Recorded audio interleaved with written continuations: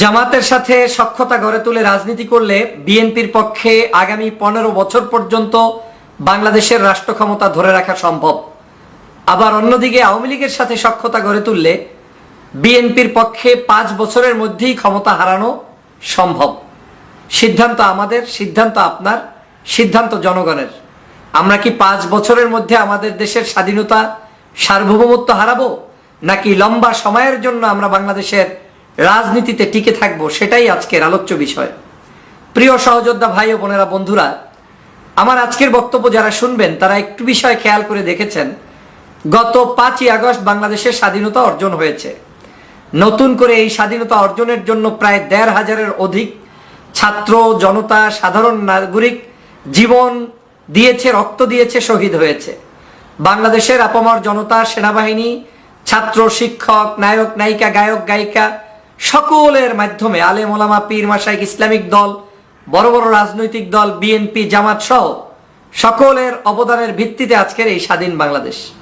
কিন্তু এই স্বাধীন বাংলাদেশের পরবর্তী সময়ে আমরা দেখছি বাংলাদেশে একটি মহল, কুচক্রী মহল বলতে পারেন, কিংবা তাদেরকে আপনি কোনো ষড়যন্ত্রের অংশবিশেষ মনে করতে পারেন, তারা আজকের বড় বড় রাজনৈতিক দলগুলোর মধ্যে অনৈক্য সৃষ্টির জন্য চেষ্টা চালিয়ে যাচ্ছে।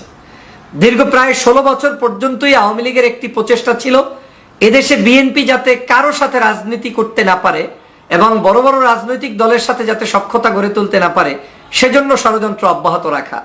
আর আমাদের মধ্যেও কেউ কেউ এ ধরনের টোপ গিলতে সক্ষম হয়েছে এই ভেবে যে হ্যাঁ, যদি আমরা ইসলামী রাজনৈতিক দলগুলো থেকে দূরে থাকি, অথবা আমরা যদি ভিন্ন রাজনৈতিক দলগুলো থেকে দূরে থাকি, আমরা যদি স্বাধীনভাবে রাজনীতি করি, হতে পারে আমরা সর্বোচ্চ জনপ্রিয়তার ভিত্তিতে দেশে সরকার গঠন করব, পাশাপাশি পার্শ্ববর্তী দেশ আমাদের উপরে সন্তুষ্ট থাকবে, পাশাপাশি এটাই আমাদের জন্য মঙ্গলজনক। এ ধরনের চিন্তা চেতনা অনেকের মধ্যে হয়তো বীজ বপন করেছিল। কিন্তু দুর্ভাগ্য হলেও সত্য যে মূলত এই থিমটা বিদেশি একটি চক্রের দেয়া। তারা মূলত এটা করে আমাদেরকে অনৈক্য বাঁধিয়ে দিয়ে আমাদের শক্তিকে খর্ব করেছে, ছোট করে রেখেছে এবং দীর্ঘ 16 বছরে মাথা উঁচু করে কাউকে দাঁড়াতে দেয়নি। আল্লাহর মেহেরবানিতে আমরা আমার দেশের সাধারণ জনগণ, সেনাবাহিনী, ছাত্র জনতা সবাই মিলে ঐক্যবদ্ধভাবে স্বাধীনতা পেয়েছি এবং 1,500-এর অধিক সাধারণ শিক্ষার্থী, ছাত্র জনতা, বাংলাদেশের জনগণের রক্তের বিনিময়ে আজকের এই 5ই আগস্টের পরবর্তী স্বাধীনতা।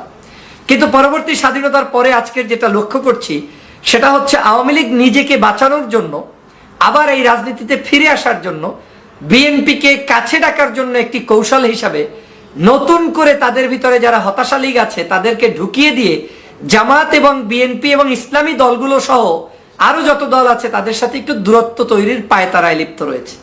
আমি মনে করি এই পায়তারাটিতে কেউ যদি ফাঁদে পাড়া দেয় তাহলে আওয়ামী লীগ তার জায়গায় সফল হবে, বিএনপি তথা এদেশের স্বাধীনতা প্রেমী মানুষ তারা ব্যর্থ হবে।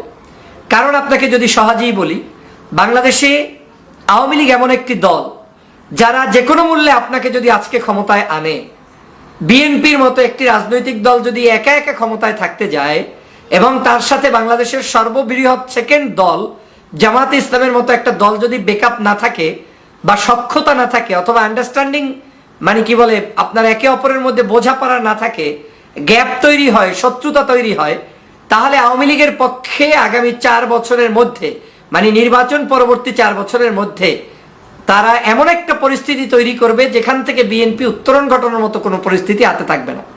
বিএনপি তখন সেখানে ব্যর্থ হয়ে নির্বাচন দেখ কিংবা না দেখ, যেভাবেই হোক না কেন, আওয়ামী লীগের হাতেই পরাস্ত হতে হবে। কিন্তু যদি আওয়ামী লীগ বিদ্বেষী হয়ে বাংলাদেশের বাকি রাজনৈতিক দলগুলো অন্তত মনস্তাত্ত্বিকভাবে ঐক্যবদ্ধ থাকে, তাহলে বাংলাদেশ জাতীয়তাবাদী দল ক্ষমতায় তো যাবেই, এই ক্ষমতায় যাওয়ার আরো 2-3 টার্ম তথা 15 বছর পর্যন্ত দীর্ঘমেয়াদী ক্ষমতায় যাইতে তাদের কোনো বাধা থাকার সুযোগ নেই। আমি আপনাদেরকে স্পষ্ট করে বলতে পারি, বাংলাদেশের নিশ্চিত জামাত ইসলামী একটি অন্যতম বড় দল।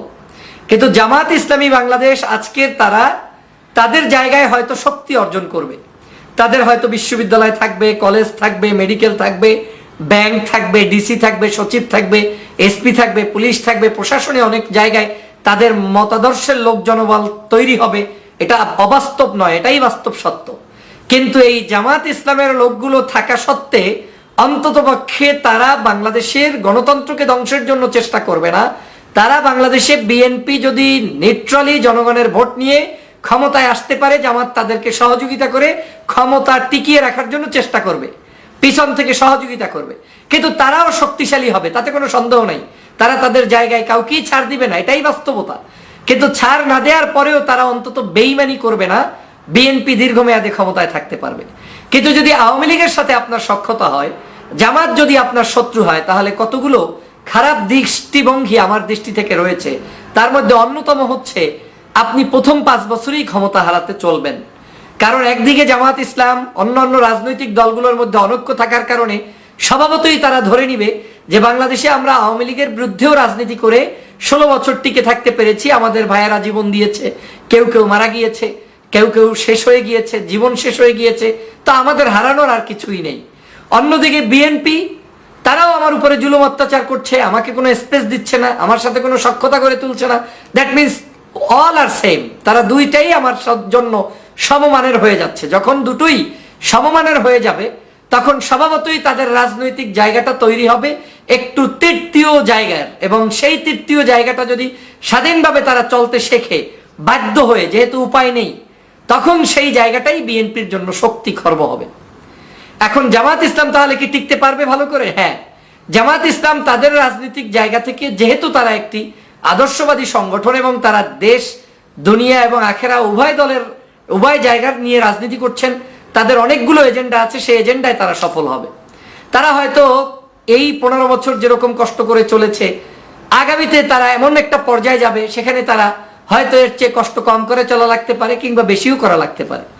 আবার অন্যদিকে আওয়ামী লীগও চিন্তা করবে, আমরা যা গত 15-16 বছরে করেছি, আগামী দিনগুলোতে আমাকেও টিকে থাকতে হলে বাংলাদেশের প্রধান শত্রু যাকে বানানো দরকার তাকে বানিয়ে বাকিদেরকে সখ্যতা গড়ে তুলে যদি আমরা টিকে থাকতে পারি, তাহলে আমরা টিকে থাকবো। তখন তারা কি করবে? বাংলাদেশের মাজারপন্থী মানুষগুলোকে একীভূত করার চেষ্টা করবে, বাংলাদেশের সংখ্যালঘু মানুষগুলোকে একীভূত করার চেষ্টা করবে, বাংলাদেশের বিভিন্ন জায়গায় যারা বিএনপির কাছ থেকে সহানুভূতি পাবে না তাদেরকে একীভূত করার চেষ্টা করবে, বিশ্ব মিডিয়া এগুলো দেখানোর চেষ্টা করবে। একটা পর্যায়ে গিয়ে এগুলো একটা শক্তিতে রূপান্তরিত হবে, আর সেই শক্তির কারণেই 5 বছরের মধ্যে বিএনপিকে ক্ষমতা হারাতে হতে পারে। আর সে কারণেই আমি বলছি, ক্ষমতায় যাওয়ার চাইতে ক্ষমতাকে টিকিয়ে রাখার জন্য একটি মাস্টার প্ল্যান, একটি যোগ্যতম পরিকল্পনা আমাদের এখনই হাতে নেওয়া দরকার। যদি সেটা না নেন, তাহলে এই যে স্বাধীন অর্জন হলাম, স্বাধীনতা পেলাম, এই 1500 মানুষের জীবনের মূল্যের বিনিময়ে যে স্বাধীনতা আজ অর্জিত হলো, সেটা টিকবে না, সেটা ধ্বংস হয়ে যাবে। আজকের বাংলাদেশের সাম্প্রতিক সময়ে রাজনৈতিক দল